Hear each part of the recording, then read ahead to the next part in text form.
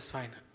My name is Tomi. I'm the CEO of CrowdForce, and we're building a global decentralized network of micro businesses in emerging markets. We're a VC-backed company. We started out in Nigeria, kind of flipped the business to a US Delaware core when we got investments from Silicon Valley investors. Some of our notable investors are 500 startups and a fund backed by Team Draper called Draper Darkflow, squarely focused on startups that are focusing on emerging markets. And why emerging markets? We think is the next frontier. We think that the economies that are growing the fastest are in these markets, and a lot of the top businesses, including blockchain businesses, are targeting this market. However, when they get there, they face several key challenges, right? And one of them is the fact that in this market, 94% of the transactions are cash-based. They are done through local retail outlets and even hyper-local retail outlets, right? So the businesses that have been able to succeed in Africa are the ones that have actually built some sort of an offline distribution network, even for collecting their payments, right?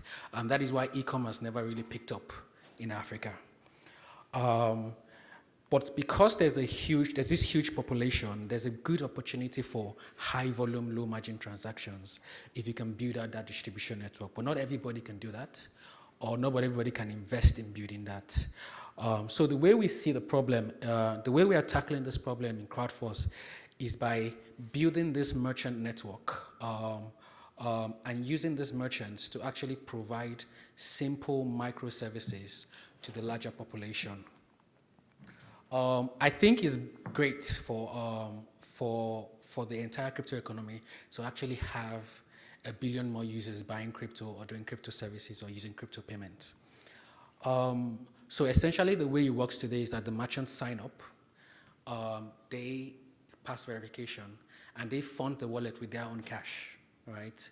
That de-risks the business, and instantly they have access to be able to do tiny microservices in their community. We're already connected to most of the services, so we just act as the bridge to drive to the mass markets. So today you can do simple things like utility bills, remittances, you can liquidate your crypto assets, and some merchants already accept crypto payments. We also think that the huge value in this business is also the data. These are people who haven't had digital identity for a long time, right? With them being able to do these daily transactions, which are recorded on the blockchain on a consistent basis, there's value in that data and being able to target them and being able to also reach out to money lending companies to come see these people are credit worthy. The revenue model is straightforward. It's transaction fees all through the network. There are a few other fees based on other business models that require the data. And so we think this is a very impact-focused business, right? It's great to bring this next billion people to the crypto economy.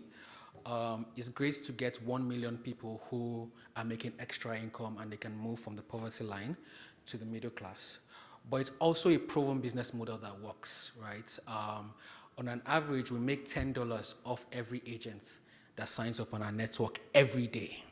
So our job is to grow the network, not just in one country, but across border. And we can easily grow that network to 100,000 in the next 6 months. We've done our work up until that. And the target is to hit 1 million in the next 3 years, right? It creates a very good opportunity of daily transaction volumes up to like $10 million every day. So keep in mind, high volume, it's a big market, and they're doing transactions every day, and because it's micro, they keep doing it. So it's a very good opportunity, and because we're getting in early, it's a very good opportunity for everyone to get in. We have a host of partners, right, across different African countries. I just wanted to highlight a few of them, and the major one I want to talk about is two major ones actually. Flash. Flash helps us with low-cost remittances in emerging markets. And a deal we've just signed with Wobi. And like I said, all these companies are trying to get into the African market.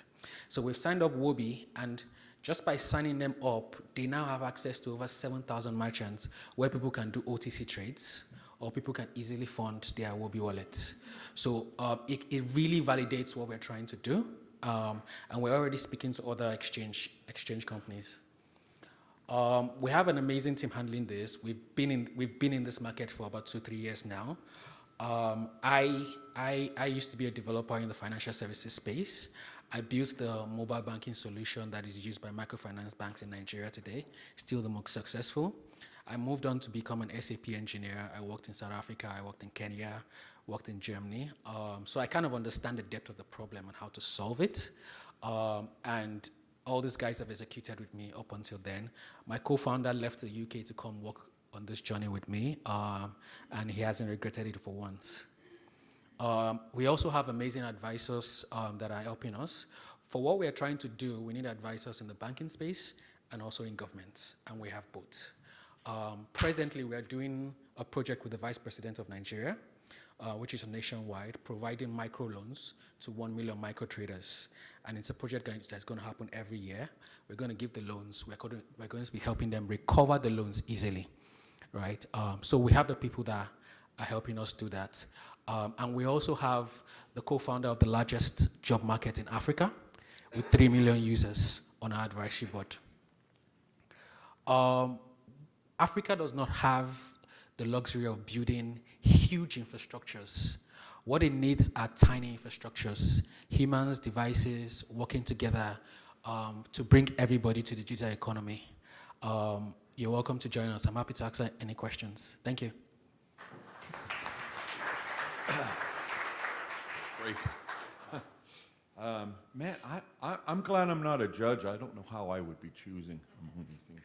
Something that's very interesting in me. I actually helped write a book once on this topic. Hi, Tomi. I'm Zinia. I work with Michael. I have a question. So where do you actually have Salesforce on the ground? Which countries? And the second part is, do you have some kind of integration with M-Pesa? Okay, so right now, the huge portion of our sales force is in Nigeria. It's the largest market, the largest economy. We're gradually scaling down to Ghana now.